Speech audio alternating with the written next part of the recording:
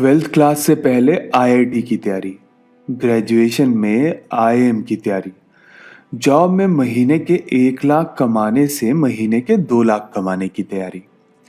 आज छोटे घर में रहता हूँ, कल को बड़ा घर लेने की तैयारी। इंसान हमेशा से अपने जीवन में बड़ा और बेहतर करना चाहता है। बड़ा और बेहतर करने के लिए इंसान हर एक दिन संघर्ष करता है। संघर्ष करना सही है, पर किससे? अपने क्लासमेट से, अपने कुलीग से, अपने पड़ोसी से?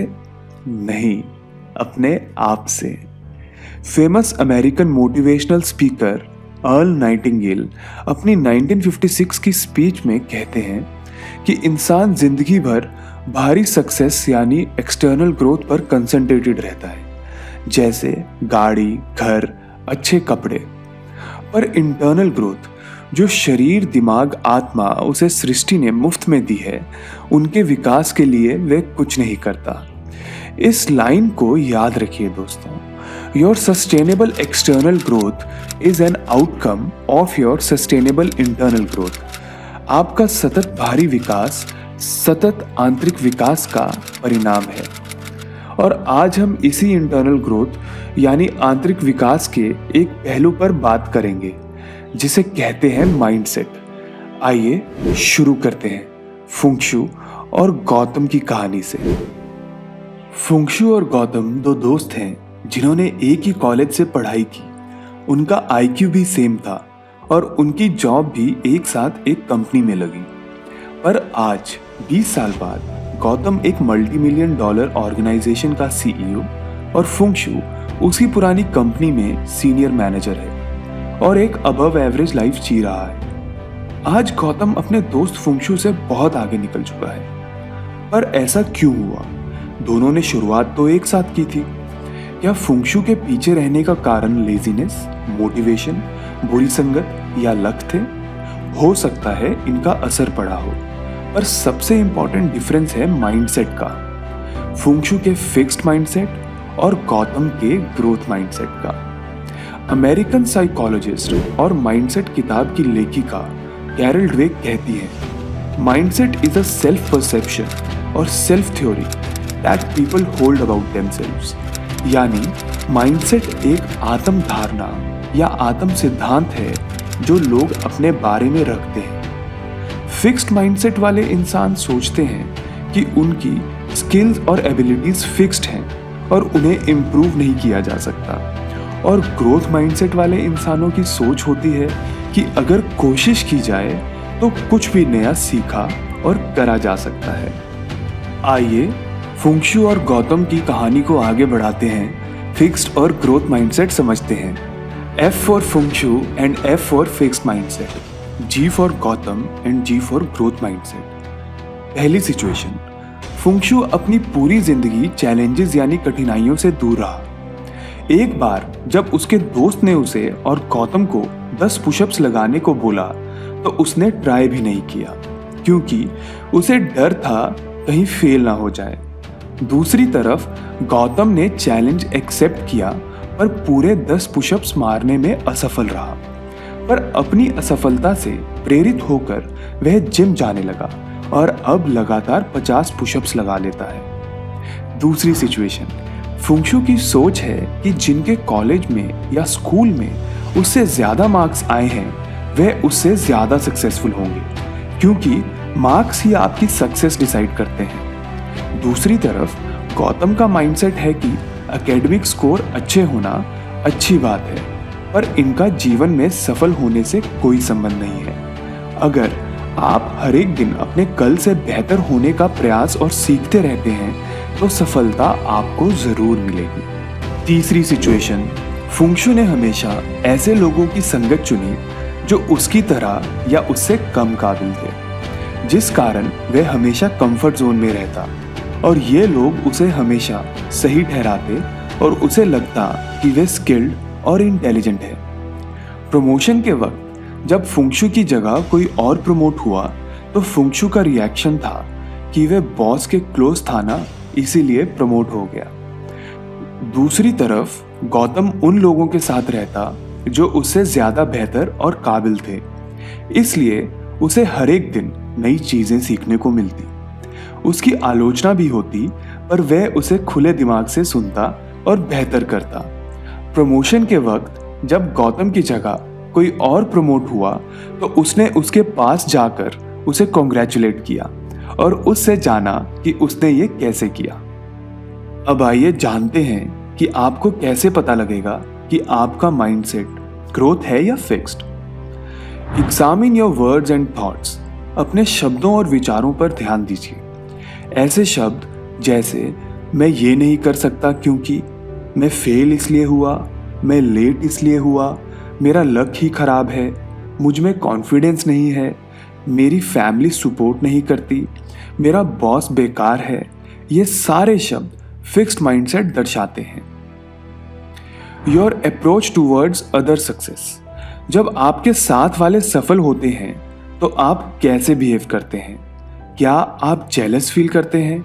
क्या आप सफलता को लक से जोड़ते हैं या फिर आप सफलता को इनबिल्ट टैलेंट से जोड़ते हैं? ये सब फिक्स्ड माइंडसेट के लक्षण हैं। Your reaction to obstacles. आप बाधाओं से कैसे निपटते हैं? क्या आप कोई कठिन टास्क देखकर अपना रास्ता मोड़ लेते हैं या आगे बढ़कर उसे पूरा करते हैं, चाहे फिर आप सफल हो या असफल? Fear of failure. क्या आप कुछ नया शुरू करने में डरते हैं?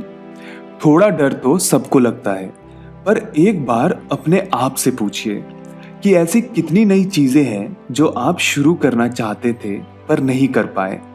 यह भी फिक्स्ड माइंडसेट दर्शाता है। How you handle feedback.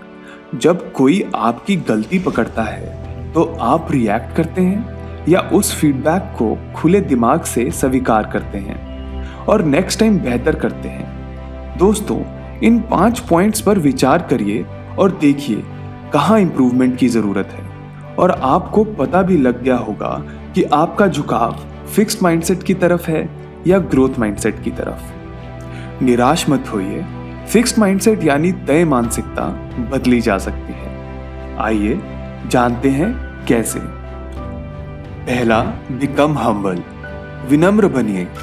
Humility and growth go hand in hand. जब आप विनम्रता से स्वीकारते हैं कि आप बेस्ट नहीं हो तो आप स्वयं को बेहतर बनाने के तरीकों को तलाशते रहते हैं, और यदि आपका अहंकार यानी ईगो आपके काम से ज्यादा उभर कर आएगा तो आप हमेशा बेहतर बनने के अवसर खोते रहेंगे। याद रखिए, arrogance is one of the biggest barriers to self improvement and success. अहंकार छोड़िए और अपनी दिशा सफलता की तरफ मोड़िए। दूसरा, लिसन टू फीडबैक। जब आपका दुश्मन भी आपकी आलोचना करे तब भी उस आलोचना में कुछ ना कुछ सच्चाई होगी। उसे शांत मन से सुनिए और लड़िए मत, नहीं तो आप बात की गहराई को नहीं समझ पाएंगे।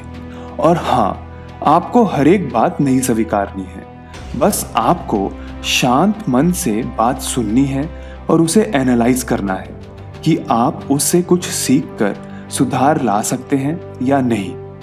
तीसरा, इम्प्रूव योर स्किल्स। आप जिस भी फील्ड में काम कर रहे हैं उसमें बेहतर बनिए। आप देखिए कि पिछले 1 साल में आपने क्या नया सीखा है और क्या सीखने के साथ साथ आपने उसे रियल लाइफ में अप्लाई किया है। याद रखिए, practical application is more important than certification. यानी दोस्तों, डिग्री या सर्टिफिकेट से परिणाम तो मिल जाएगा कि आप पढ़े लिखे हो, पर अगर आपने उसे जिंदगी में नहीं उतारा तो आप सफल कैसे बनेंगे। यही कारण है कुछ लोगों के पास डिग्री नहीं होती पर फिर भी सफल होते हैं, क्योंकि उनके पास सर्टिफिकेशन तो नहीं है पर एप्लीकेशन है। चौथा, think and act long term. अपना दृष्टिकोण लंबा रखिए, जैसे 5 साल या 10 साल। दोस्तों, माइक्रोसॉफ्ट के फाउंडर बिल गेट्स कहते हैं कि most people over estimate what they can do in 1 year and under estimate what can be done in 10 years. अधिकतर लोग 1 साल में जो कर सकते हैं उसे ज्यादा आंकते हैं और 10 साल में जो किया जा सकता है उसे कम। बड़े नतीजे आने में टाइम लगता है, इसलिए हिम्मत मत हारिए। कोशिश करते रहिए। 5 साल का गोल बनाइए और उसे एक एक साल करके 5 साल में तोड़िए। फिर 1 साल को महीने में तोड़िए और महीनों को हफ्तों में तोड़िए।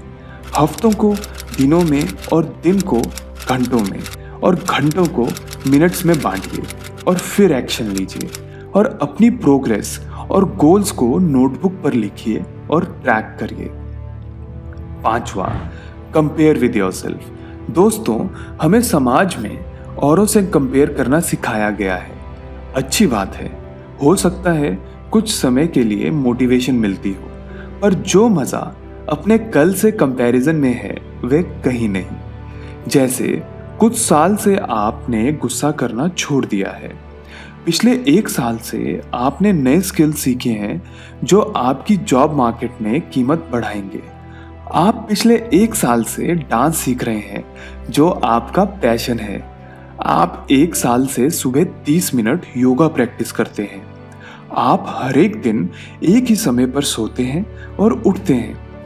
जो आप 1 साल पहले नहीं कर रहे थे वे आप आज कर रहे हैं। अब सोचिए पिछले 1 साल से आपने कितना इम्प्रूव किया है। शीशे में खुद को देखकर मुस्कुराइए और अपने आप को कंग्रेचुलेट कीजिए। दोस्तों, ये वीडियो फिक्स्ड माइंडसेट से ग्रोथ माइंडसेट का एक छोटा सा सफर है जिसे पूरा तो आपको ही करना है। इस वीडियो को बार बार देखिए और अप्लाई करिए और वीडियो को लाइक एंड शेयर करना भी ग्रोथ माइंडसेट दर्शाता है, क्योंकि यह करके आपने किसी की मेहनत और उसके काम को सराहा है। सीखते रहिए, जीतते रहिए। आपका हितेश।